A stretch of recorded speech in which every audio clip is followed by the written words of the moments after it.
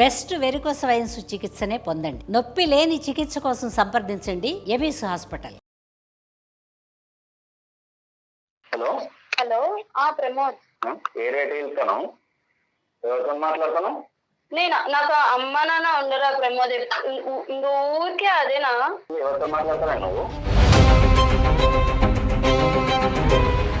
అమ్మ నాన్నతోనే మాట్లాడుతున్నాను ప్రమోద్.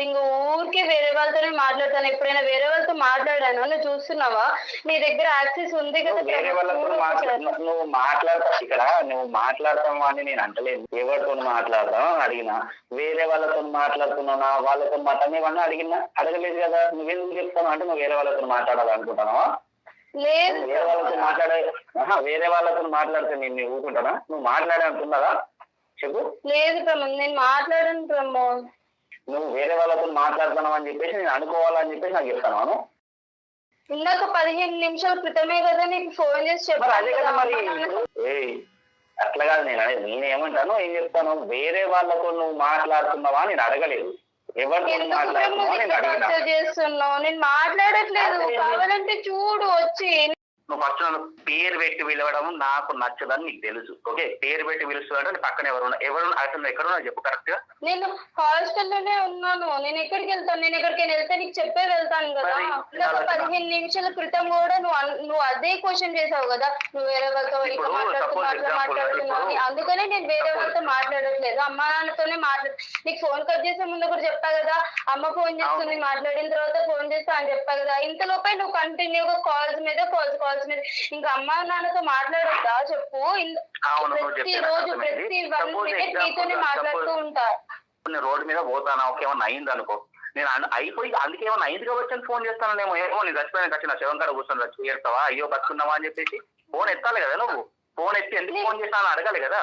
ఏమైంది మమ్మీతో మాట్లాడుతున్నా అంటే నాకు క్లారిటీ ఉంటది కదా. నువ్వు ఎవరితో మాట్లాడుతావు నాకేం తెలుసు? నేను చూసిందా నిన్ను?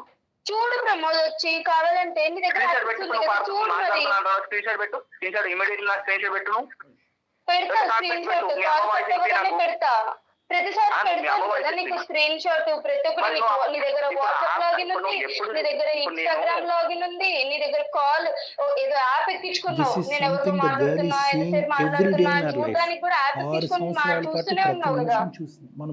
ప్రతి ఒక్కరు చూసే నేను చూస్తా అని తెలిసి కూడా నువ్వు ఎవరితో మాట్లాడుతున్నావు అని నాకు తెలిస్తే నేను అంత మాత్రం ఆ మాత్రం నాకు తెలియదు. ఎవరితో మాట్లాడుతున్నా చెప్పనా? యాప్ లో చూడు, నేను ఎవరితో మాట్లాడుతున్నాను యాప్ లో చూడు. ఎందుకు చిన్న దానికి ఊరికి ఇట్లా టార్చర్ చేస్తున్నావు? నాకు వద్దు. హలో హలో ఎవరు? ప్రమోద. హలో, అమ్మాయి చంపేస్తావా? ఆ అమ్మాయి ఎక్కడుందో లొకేషన్ చెప్ప. మేము సుమన్ టీవీ అందమైన జీవితం నుంచి డాక్టర్ కళ్యాణ్ చక్రవర్తి జయ మేడం మాట్లాడుతున్నాము. మేమిద్దరు ఇక్కడే ఉన్నాం. మొత్తం నీ కాన్వర్సేషన్ అంతా కూడా 10 minutes పాటు దారుణంగా విన్నాం. మేము మ్యూట్లో పెట్టి మొత్తం విన్నాం, రికార్డ్ కూడా చేసాం. ప్రతి ఆధారంతో పాటు మేము రెడీగా ఉన్నాం. 6 years పాటు ఈ అమ్మాయి ఎటువంటి ఈ పిచ్చి అమ్మాయి, మళ్ళీ చెప్తున్నా, ఈ పిచ్చి అమ్మాయి ఇప్పటి వరకు నువ్వు నమ్మబలికినటువంటి ప్రేమ అనుకుంటూ నమ్మబలికి ఒక భయంకరమైనటువంటి శాడిజము, ఒక టార్చరు, ఒక సైకోపాత్లో నువ్వు బిహేవ్ చేసావు. మొత్తం అంతా రికార్డ్ చేసుకుని మేము ఎవిడెన్స్లన్నీ ఉన్నాం. 10 నిమిషాలు మేము వినలేకపోయాం. ఈ పిచ్చి అమ్మాయి 6 సంవత్సరాల పాటు ప్రతి నిమిషం ఈ వేదనకు గురవుతుంది. మేము అసలు ఊరుకునేదే లేదు. ఏం కావాలి నీకు? ఆగమ్మ, నువ్వు ఆగో. ఒకటి నాకు చెప్పు, ఇది ప్రేమ? ఇది ప్రేమ? అమ్మ నువ్వు చెప్పక్కర్లేదు. అమ్మ నువ్వు మాకు చేసావా, మేము మీకు కాల్ చేసావా అనేటటువంటి అసందర్భం. మేము దేనికన్నా మెంటల్గా రెడీగానే ఉన్నాం. ఈ టార్చర్ ఇక్కడితో ఆగాలి. ఈ మనిషిని ఎక్కడ పెట్టాలో అక్కడ పెట్టాలి. ఏమయ్యా ఒక్క నిమిషం నువ్వు ఆగు. దీన్ని ప్రేమ అంటారయ్యా? ఇది ప్రేమ కాదు సార్. ఒక మాట సార్, ఇప్పుడు ఒక మాట, నా భయం ఏది సార్, ఇప్పుడు ఆమె హాస్టల్లో ఉన్నా అని చెప్పింది, మీరు మాట్లాడుతున్నారు. ఇది ఎట్లా పాసిబిలిటీ సార్? ఇప్పుడు నీ అమ్మ నాన్నతో మాట్లాడినా చెప్పిన అమ్మాయి ఇప్పుడు నీతో నాకు ఎట్లా కాన్ఫరెన్స్ పెట్టింది సార్? చెప్పింది అబద్ధమే కదా. ఇప్పుడు ఒక్క మాట విను. ఈ రోజు నువ్వు కావాలి అని అనుకుంటే కనుక అమ్మాయి నిజాలు చెప్తుంది. నువ్వు వద్దు కాబట్టి ఇప్పుడు అబద్ధం ఆడుతుంది. అమ్మాయి అబద్ధం ఆడింది కాబట్టి తగ్గట్టేసుకుంటారా? అబద్ధం ఆడేసుకుంటే కాబట్టి తగ్గట్టుకుంటే కనుక ఇప్పుడు వరకు అమ్మాయి అన్ని అబద్ధాలే ఆడింది కాబట్టి తగ్గట్టేసుకుని గుడ్ బై చెప్పేసి అమ్మాయిగా వదిలేసాయి. అట్లా వదిలేసాం సార్. నేను 6 సంవత్సరాల నుంచి ప్రేమించిన అమ్మాయి, ఆమె మీద ఆమెతో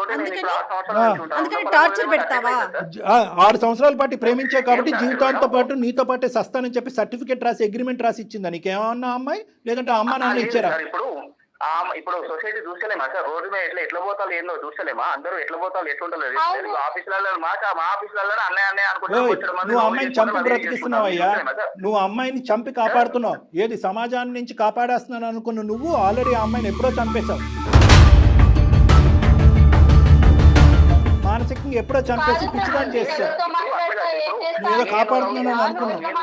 అమ్మాయికి నేను లవ్ చేసే అమ్మాయికి నేను మాత్రమే ఉండాలి. ఇప్పుడు నేను రేపు రోజున పెళ్లి చేసుకోగలుగుతాను. నేను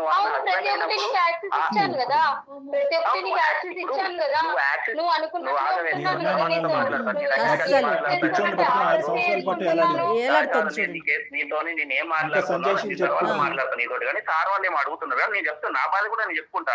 ఇప్పుడు రోడ్ మీద చాలా మంది చూస్తాను. నా ఫ్రెండ్ కూడా ఒక అమ్మాయి 12 years నుంచి చిన్నప్పటి నుంచి లవ్ చేసిండు.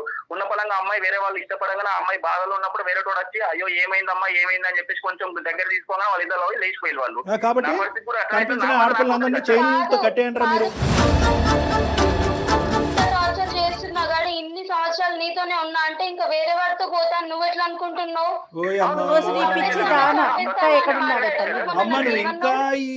నువ్వు ఇంకా ఇంత మంచితనాన్ని వహిస్తూ అతన్ని కాపాడుతూ అతని కోపాన్ని బారిన పడకుండా అతను మూడో కన్ను నింపేస్తాడేమో నేను బసం అయిపోతాను అనుకుంటూ నువ్వు ఏందమ్మా ఇదంతా కాదు ఎవడరా నువ్వు అని చెప్పి అడుగు. బాబు తమ్ముడు ఆగు. ఇప్పుడు ఇప్పటి వరకు ఆ అమ్మాయి ఒక పిచ్చిదాని లెక్క బతికింది. ఎందుకు బతికింది అంటే కనుక అరే ఒక ఆడపిల్ల 6 సంవత్సరాల పాటు ఒక వ్యక్తితో ప్రయాణం చేసుకున్న తర్వాత ఆ స్థానాన్ని వేరే మగాడికి పంచివ్వకూడదు అనేటటువంటి మంచి ఉద్దేశంతో నీతో పాటు ఈరోజు చచ్చిన ఇదిలో ఉంది ఆ అమ్మాయి. నువ్వు ఏమనుకుంటున్నావు? నువ్వు ఈ రోజు ఆ అమ్మాయి రియాక్ట్ అవుతే నువ్వు ఎక్కడుంటావు తెలుసా? ఇప్పుడు ఆమె పాయింట్ ఆఫ్ వ్యూలోనే మీరు చూస్తున్నారు కానీ నా పాయింట్ ఆఫ్ వ్యూ కూడా చూడాలి కదా. ఏంటి నీ పాయింట్ ఆఫ్ వ్యూ ఏంటి చెప్పు. నీ పాయింట్ ఆఫ్ వ్యూ 6 సంవత్సరాల నుంచి ఆమెతో ఉన్న ప్రతి ఒక్కరు చేసిన ఆమెకి ఏం కావాలంటే ఆమె ఒక చిన్న నొప్పి కాకుండా ఓపెనింగ్ స్టేట్మెంట్ లో అనగానే అరే భగవంతుడా మళ్ళీ ఇదే మాట వింటున్నాను రాని అన్నీ చేస్తాడు మేడం నాకంటే.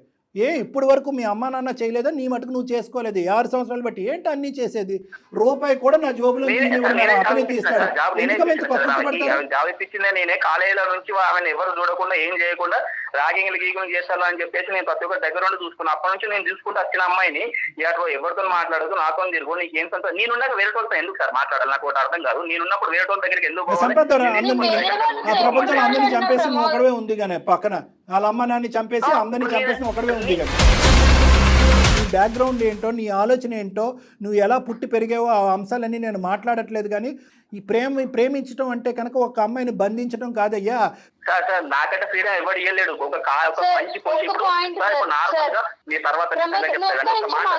అమ్మాయిలు ఒక అమ్మాయి ఫోన్ చేసి అమ్మాయితో మాట్లాడుతున్నా గానీ ఆ అమ్మాయి ఎందుకు ఫోన్ చేసింది? ఓహో ఆ అబ్బాయి ఇప్పుడు నీతో మాట్లాడడానికి ట్రై చేసి కాన్ఫరెన్స్ కలిపేవాడు కదా, కాన్ఫరెన్స్ కాల్ మాట్లాడుకోవడానికి కాల్ చేసుకున్నారా మీరు అని చెప్పి అనుమానిస్తాడు సార్. అది ఒక అమ్మాయితో మాట్లాడినా కూడా అనుమానిస్తాడు. టెక్స్ట్ బుక్ ఆఫ్ అనుమానం అని ఒక టెక్స్ట్ బుక్ రాస్తే కనుక అందులో ఒక 1000 పాయింట్లు ఉంటాయి కనుక 1000 రకాల అనుమానాలు ఉంటాయి కనుక అన్ని అనుమానాలకి నిర్వచనం మీనింగ్ అన్నీ కూడా మీ ప్రమోదే, నో డౌట్ అబౌట్ ఇట్.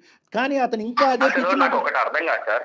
మీకు ఏం చాలా అర్థం కాదు మాట్లాడేది సార్. ఇప్పుడు ఒక విషయం సార్, ఈమెకు అసలు మాట్లాడడానికి అసలు ఇప్పుడు ఎవరు మాట్లాడుతున్నా నాకు తెలియదు.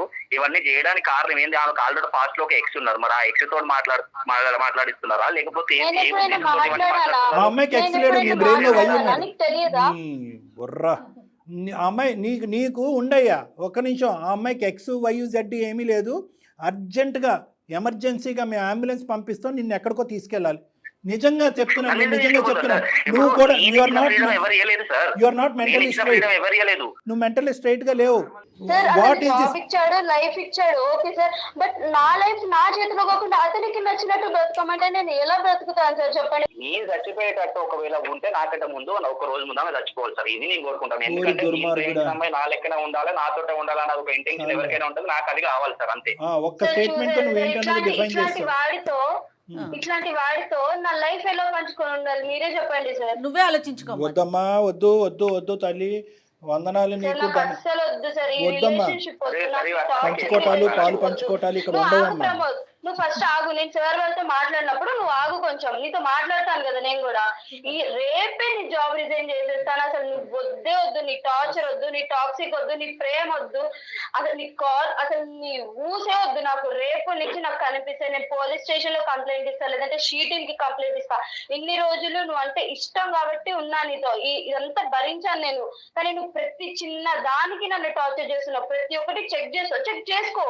అక్కడ నా మిస్టేక్ లేకపోయినా కానీ నన్ను తిడతావు. నాకు వద్దు ప్రమోద్, ఇట్లాంటి రిలేషన్షిప్ వద్దు. నేను మా అమ్మ నాన్నకు కూడా చెప్తా, నన్ను కొట్టినా తిట్టినా వాళ్ళు ఏదన్నా చేసుకోని నేను వెళ్ళి మా అమ్మ నాన్నకు కూడా చెప్తాను, ఇలా ఉందమ్మా నాకు వద్దు వాడు అని చెప్పి. నువ్వు లేకపోతే నేను ఉండలేను. నువ్వు ఈ నాటకాలు నాకు తెలుసు ప్రమోద్. ఈ 2 రోజులు మంచిగా ఉంటావు, మళ్ళీ అదే చేస్తావు కదా ప్రమోద్.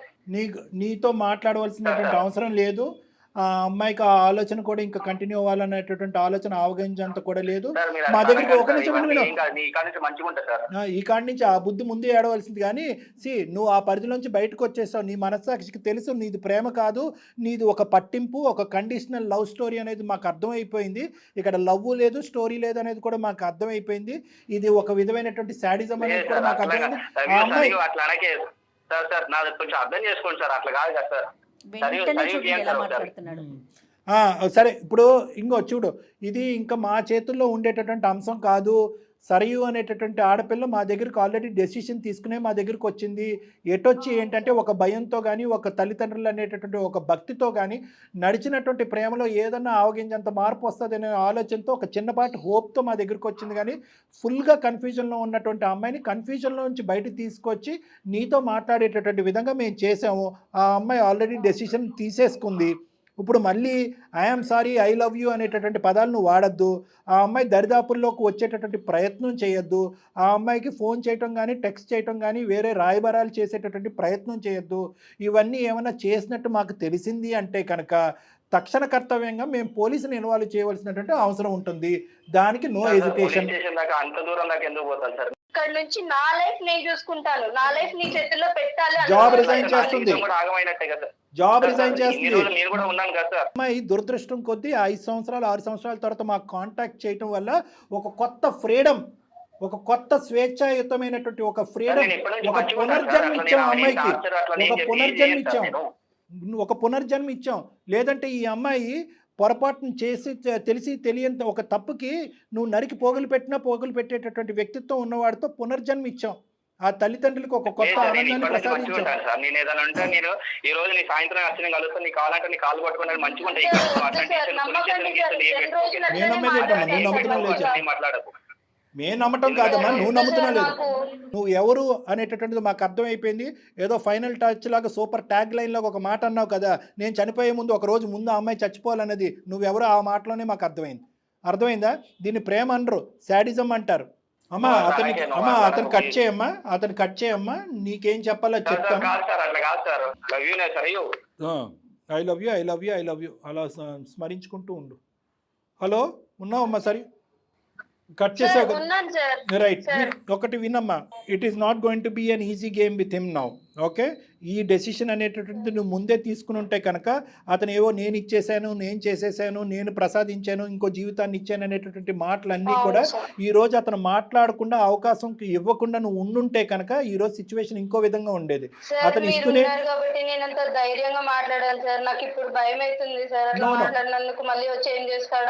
అమ్మ ఎప్పటికైనా ఇది తెగ్గొట్టవలసినటువంటి అంశమే.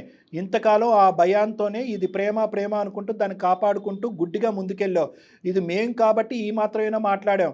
మీ తల్లిదండ్రులు అయ్యంటే కనుక వాడు మెడొంచి చేతులు వెనక్కు ఉంచి ఈ పాటికే పోలీస్ స్టేషన్కి పట్టుకెళ్ళి ఉండేవారు, వాళ్ళ కూతురికి జరిగేటటువంటి అన్యాయాన్ని చూడలేక. కాబట్టి ఇప్పటికే నువ్వు డిక్లేర్ చేసి మా లాంటి వ్యక్తుల యొక్క సహాయం తీసుకోవటానికి ఇప్పటికీ లేట్ చేస్తావు. నీలాంటి ఆడపిల్లలందరికీ మేము చెప్పేది ఇదే, మీరు ప్రేమించేటటువంటి వ్యక్తి ఒకప్పుడు శాడిస్ట్గా గానో, ఒక పనికిరానటువంటి వ్యక్తి హింసాత్మకమైనటువంటి ఆలోచన శైలితో ఉన్నట్టుగా మీకు ఆవగింజంత 0.5% అనిపిస్తే కనుక వెంటనే తక్షణమే మీ తల్లిదండ్రుల యొక్క సహాయం కానీ, స్నేహితుల యొక్క సహాయం కానీ వెంటనే తీసుకోండి. అక్కడ దయచేసి సిగ్గుపడద్దు, మోమాటం పడద్దు, భయపడద్దు. వాళ్ళు మీ తల్లిదండ్రులు కాబట్టి మీ శ్రేయస్ కోరుకునే వాళ్ళు ఆలోచిస్తారు. 1-2 మాటలు చెడుగా అన్నా కూడా ఫైనల్గా మీకు కాపాడటానికి తగిన చర్యలు తీసుకునేటటువంటి ప్రయత్నం చేస్తారమ్మా. ఈ పాటికి నువ్వు మీ పేరెంట్స్తో చెప్పుంటే ఈరోజు సుమన్ టీవీ మా అవసరం లేదుగా. రైట్, ఇప్పుడు నేను ఇంకొక మాట చెప్తున్నాను. He is not going to go away easy. ఎందుకంటే కనుక ఏదో నీ కాళ్ళ మీద పడతాడు, మళ్ళీ వస్తాడు, బేరసారాలు చేస్తాడు, అవకాశం అవును సార్, లేకపోతే ఇప్పుడు బెదిరిస్తాడు. మళ్ళీ కాల్ చేస్తున్నాడు సార్, మీతో మాట్లాడుతున్నా అని తెలిసి మళ్ళీ కాల్ చేస్తున్నాడు. నువ్వు అసలు ఫస్ట్ జాబ్ రిజైన్ చేయాలి, హాస్టల్ ఖాళీ చేసి వెంటనే మీ తల్లిదండ్రుల దగ్గరికి వెళ్ళాలి. ఈ ఉద్యోగం కాకపోతే నీకు ఇంకో ఉద్యోగం రావడానికి అవకాశం ఉంది. ఈ ప్రేమ నిలవదు, ఈ అబ్బాయితో జీవితాంతం ఉండలేవు అనేటటువంటి అంశం ఇక్కడితో మనం తేల్చినా కూడా, ఆల్రెడీ నువ్వు 80% డిసైడ్ అయ్యి మా దగ్గరికి వచ్చినా కూడా, ఈరోజు ముందస్తుగా మనం కంప్లైంట్ పెట్టుకుని అటువంటి దిశగా కూడా మేము కొన్ని యాక్షన్స్ తీసుకుంటాం. ఏం మేడం? డెఫినెట్గా అండి, డెఫినెట్గా కళ్యాణ్ గారు. థ్యాంక్ యూ సార్, ధైర్యంగా ఉండమ్మా. Thank you ma'am. యా, ధైర్యంగా ఉండు. ఆల్ ద బెస్ట్ అమ్మా. Thank you. Okay sir, thank you sir. Thank you. కేవలం మోరల్ సపోర్ట్ లేకపోవటం, పేరెంట్స్కి చెప్పకపోవటం, తర్వాత మీరు ఇందాక ఒక మంచి పాయింట్ చెప్పారండి, ఇయర్స్ లెక్క పెట్టుకోవద్దు. ఆడపిల్లలు ఏదన్నా ఒక రిలేషన్లో ఉంటే ఇన్ని సంవత్సరాలు ఉన్నాను కదా, ఎలా బయటికి రావాలి అనేది ఆలోచించొద్దు. సెంటిమెంటల్ గా కనెక్ట్ అయిపోవటం వ్యాలిడ్ పాయింట్ డాక్టర్ గారు. ప్రాక్టికల్ గా ఆలోచించాలి. అవునమ్మా, it's a beautiful episode madam, and a beautiful message to the society. అందరూ చూడవలసినటువంటి ఒక ఎపిసోడ్. తల్లిదండ్రులు కానీ, ఈ వయసులో ఉండేటటువంటిది ఏదో 18 to 24 ఏజ్ గ్రూప్లో ఉండేటటువంటి యువతులు కానీ అందరూ కూడా చూడవలసినటువంటి ఎపిసోడు. ప్రేమ అనేటటువంటిది ఎంత ఇంపార్టెంటో, ఆ ప్రేమ ముసుగులో జరిగేటటువంటి అరాచకాలు కూడా ఒక్కసారి గుర్తు పెట్టుకుని అనుమానంతో ముందుకెళ్ళి జడ్జ్మెంటల్ కెపాసిటీ అనేటటువంటిది తట్టి లేపండి. You will be safe. 100%. నమస్తే. Thank you.